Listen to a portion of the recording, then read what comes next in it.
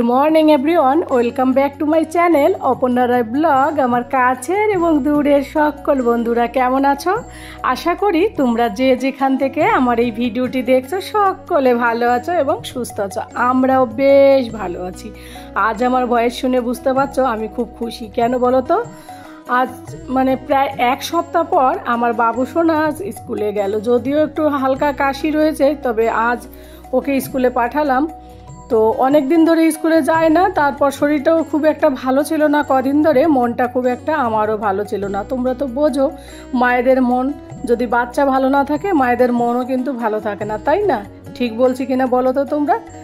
তো যাই হোক, ঘুম থেকে উঠে ছেলেকে স্কুলে পাঠানোর জন্য টিফিন করতে এলাম। অনেক দিন পর আজ 5:30টায় ঘুম থেকে উঠেছি। জানো তো, রোজ লেট করে ঘুম থেকে ওঠা হয় এই কদিন ধরে, যেহেতু ছেলেটার স্কুল ছিল না। ওইদিকে রাত জেগে নিতাম অনেক, তো সকালবেলা ঘুম ভাঙতেই চাইতো না।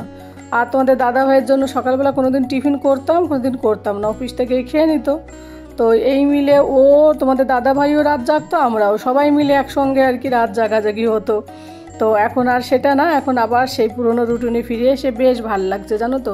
তাই ছেলের জন্য সকালবেলা ওই দুধটা ফেটে গিয়েছিল গতকাল, তো সেটাকে ছানা বানিয়ে রেখেছি।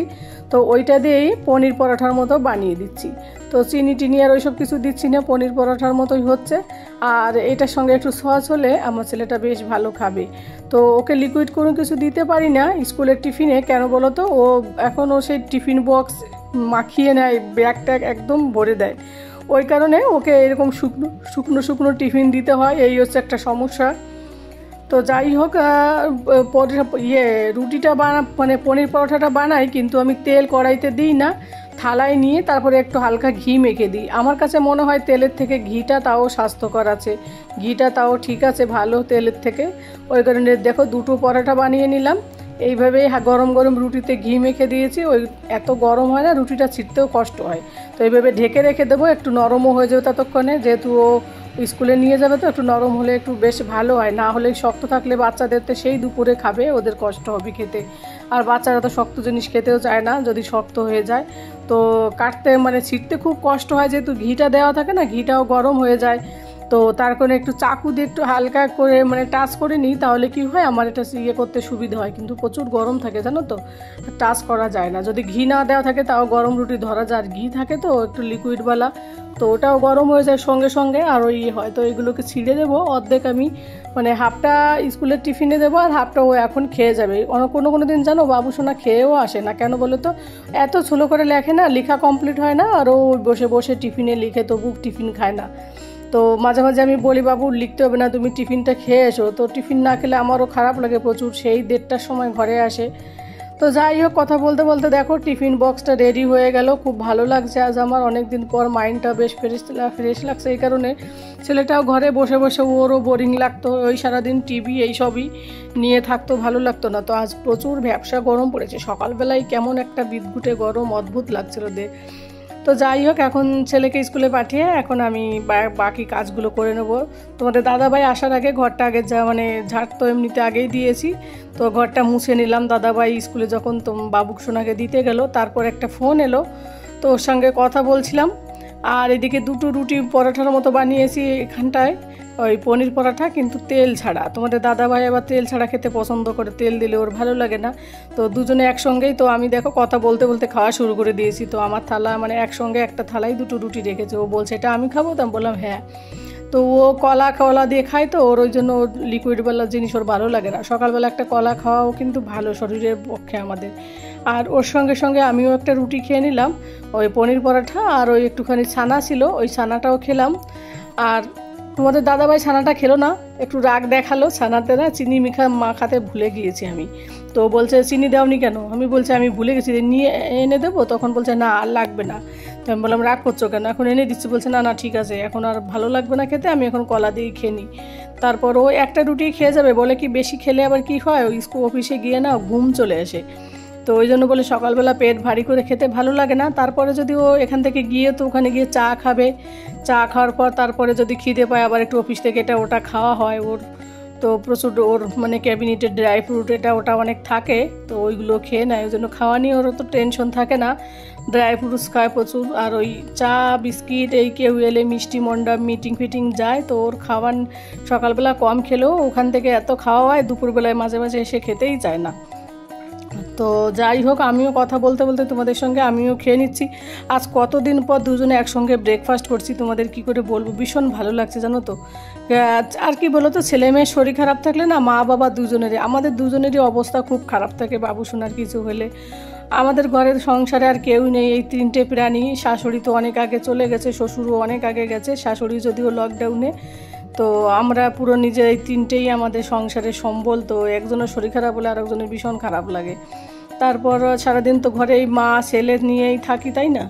তো তারপর তোমাদের দাদাভাইকে অফিসে বেরোলো, তো অনেক দিন পরে আজ স্কুটি নিয়ে গেলো। কদিন অফিসের গাড়িতে যাচ্ছে, যেহেতু ছেলেটা স্কুলে যায় না, ওই কারণে স্কুটি নিয়ে যায় না। তো আর ওরও পিঠে একটু ব্যথা, তো স্কুটি চালাতে কষ্ট হয়। তো আমি বললাম আজকে একটু স্কুটি নিয়ে যাও, ছেলেকে আবার আনতে যেতে তোমার সুবিধা হবে, কারণ সবসময় অফিসের গাড়ি ফ্রি পাওয়া যায় না, মানে ফ্রি থাকে না, এদিক ওদিক চলে যায়। তো গেল, আর আমি বললাম সাবধানে যেও, কেন আমার খুব টেনশন হয় ওর জন্য, পিঠে ব্যথা না, ওই কারণে। তো যাই হোক, তারপরে ভাবলাম রান্নাঘরটাই সকালবেলা আজকে একটু সুন্দর করে পরিষ্কার করে নিই, হাতে যখন টাইম আছে, ঘুম থেকে যখন লেট করে মানে জলদি উঠলাম, তখন রান্নাঘরের এই র্যাকগুলো একটু গুছিয়ে নিই। তো ভেবেছি একটা র্যাকই গুছাবো, বাকি একটা অন্যদিন গুছাবো, কেন বলো তো, একসঙ্গে গুছাতে গেলে আমার রান্না করতে অনেকটা লেট হয়ে যাবে। তো ওই কারণে ওই ছোটো র্যাকটা গুছাবো, সাইডের র্যাকটা পরে আর একদিন গুছাবো। আর তোমরা তো জানো রান্নাঘর পরিষ্কার পরিচ্ছন্ন থাকলে আমাদের বেশ ভালো লাগে। আর আমার কাছে মনে হয় যে আমাদের মতো হাউস ওয়াইফ যারা আছি, তাদের কাছে মনে হয় রান্নাঘর যদি পরিষ্কার পরিচ্ছন্ন থাকে, তাহলে মনে হয় না আমরা খুব ভালো আছি, আমরা খুব সুখী আছি, তাই না। আমার কাছে তো আমার রান্নাঘর থাকা মানে আমি হ্যাপি। আমার কাছে মানে সারাদিন তো রান্নাঘরে কাটে, তাই না। তো রান্নাঘরে যখনই যাব তখন যদি একটু এলোমেলো থাকে না মনটা, মানে এগুলো বিয়ের আগে কখনো উপলব্ধি করতে পারিনি জানো তো, এখন বিয়ের পর আস্তে আস্তে এগুলো খুব উপলব্ধি করি। সত্যি রান্নাঘর পরিষ্কার থাকলে কী যে মন ভালো লাগে, মনে হয় কি আমার মতো সুখী মনে পৃথিবীতে আর কেউ নেই। তো যাই হোক, বক করছি অনেক আজকে। তো দেখো এইদিকে কাপগুলো এইখানে র্যাকে সব কিছু নামিয়ে নিচ্ছি, কিছু ডিনার সেটের বাটিগুলো রেখেছিলাম, একটা কাঁচের বাটি ফেটে গেছে, তা ফেলতেই ভুলে গেছি। তো ভাবলাম এই বাটিটা আজকে ফেলে দেবো, কাঁচের বাটিটা। আর এই যে কাঁচের যে থালাটা না, মানে ছোট্ট প্লেট, আমার এটা খুব ভালো লাগে। থালাটা না ঠিক বাটির মতোই, আবার একটু ছড়ানো, বেশ ভালো লাগে ওই জিনিসটা আমার। তো এগুলো সমস্তগুলো একটু পরিষ্কার করে আবার রেখে দেবো। আর কিছু আছে এর মধ্যে আচারের ডাব্বা, আচার খেতে মনেই থাকে না আমার, তোমাদের দাদা ভাইয়েরও না, আমারও না। তো এইগুলো সমস্তগুলো র্যাক থেকে নামিয়ে তারপরে বাকি সবগুলো ভালো করে পরিষ্কার করবো, র্যাকটাকে একটু পরিষ্কার করে তারপরে আবার রেখে দেবো। তো যাই হোক, ওইগুলো এক একটা করে বের করছে, একটু পরিষ্কার করছে। আর উপরের কিছু স্যুপ টুপ এইসব ছিল, সেইগুলো বের করলাম। এখন র্যাকটাকে পরিষ্কার করে ওই জিনিসগুলো, সমস্ত জিনিসগুলো এর মধ্যে রেখে দেবো। আর কি বলো তো, আমাদের তো নিজেদের ঘর না, বাইরে থাকা হয়, যেহেতু নিজের ঘর হলে তো রান্নাঘরের স্ল্যাবটা একটু বড় রাখা হয়, তখন আর কিন্তু এইসব প্লাস্টিকের র্যাক ট্যাক রাখার দরকার হয় না। তো যেহেতু রান্নাঘরটা ছোট, আর এই জিনিসগুলো থাকলে কি হয়, অল্প জায়গার মধ্যে অনেক কিছু মানে ধরে যায়। এই কারণে এই জিনিসগুলো কিন্তু কিনে রান্নাঘরে এই র্যাকগুলো আমি রাখি। রেড কালারের 2টো র্যাক রেখেছি রান্নাঘরে। অনেকে হয়তো ভাববে কী সব রেখেছে, কিন্তু কি বলো তো, জায়গা কম, তো তাই আমি এইভাবেই গুছিয়ে রাখি। আর আমার কাছে মনে হয় রান্নাঘর ছোটো বড়ো যেমনই হোক না কেন, একটু গুছিয়ে রাখলে এমনিতে দেখতে ভাল লাগে। আর এই যে একটা সমস্যা আমার জানো তো, রান্নাঘরে মানে যে কোনো কাজ করতে এলে না, আমি ভাবি না ওখানে রাখলে ভালো লাগছে না, এখানে রাখি, এই করে দেখো উপরে রেখেছি সবগুলো, আবার একটু করে সাজিয়ে গুছিয়ে রাখার পরে আবার নিচে নামিয়ে রেখে দিচ্ছে। আমার কাছে এই হয়, মানে এখানে রাখলে ভালো লাগবে না, ওখানে রাখলে ভালো লাগবে, এটা ভেবেই মানে একবারের কাজ 2-3বার করা হয় জানো তো। তো তার জন্য এইভাবেই করি আমি আর কি। কাঁচের জিনিসগুলো, কাপগুলো এখানটায় রেখে দিয়েছি, কারণ এইগুলো সবসময় ব্যবহার করা হয়, চা টা খাওয়ায়, তো ওই জন্য নিচে নিরাপদে থাকবে, উপর থেকে যদি পড়ে গেল কি ভেঙে গেল, ওই কারণে আবার রেখে দিলাম। আর এই ডাব্বাগুলো খুলে আমি দেখছি এটা কী, তা দেখলাম এটা আমের আচার, গত বছরের আমের আচার, তো এখনও মানে গুড়ের আমের আচার এখনও ফিনিশ হয়নি। তো আর এইদিকে দেখো এই কৌটোটার মধ্যে কতগুলো বিস্কিট পচে গেছে, তাই এতদিন পর চোখে পড়লো আমার। তো যাই হোক বন্ধুরা, আমার ভিডিওটা তোমাদের কেমন লাগলো তোমরা কিন্তু কমেন্ট করে অবশ্যই জানিও। তোমাদের ভিডিও আমাকে যদি তোমরা একটা মিষ্টি মিষ্টি কমেন্ট করো, আমার কিন্তু বেশ ভালো লাগে তোমাদের কমেন্ট পড়তে। আর তোমাদের কমেন্ট পড়ে আমি ভীষণ খুশি হই এবং পরবর্তী ভিডিও বানাতে আমার ভীষণ ভীষণ ভালো লাগে। তো যাই হোক, আজ আর বেশি ভিডিওটা বড় করব না। যে যেখান থেকে আমার ভিডিওটি দেখছো তোমরা সকলে ভালো থাকো, সুস্থ থাকো এবং সাবধানে থাকো। আর এত সময় ধরে আমার এই ভিডিওটি দেখার জন্য তোমাদের সকলকে অনেক অনেক ধন্যবাদ। আজ আর রান্নাবান্না শেয়ার করা হলো না, কারণ কি এখন আবার কাজ করতে করতে অনেকটা লেট হয়ে গেছে। জলদি জলদি রান্নাবান্না করতে হবে, যেহেতু ছেলেটা স্কুলে গিয়েছে, তাই না? তো যাই হোক বন্ধুরা, দেখো গোছানোর পরে একবার তোমাদেরকে একটু দেখাচ্ছি রান্নাঘরটা। আমি তো ভীষণ খুশি, সকালবেলায় ঘুম থেকে উঠে রান্নাঘরটা পরিষ্কার করে। তো টাটা, বাই বাই, আজ এই পর্যন্তই, বাই। পরবর্তী ভিডিওতে দেখা হবে।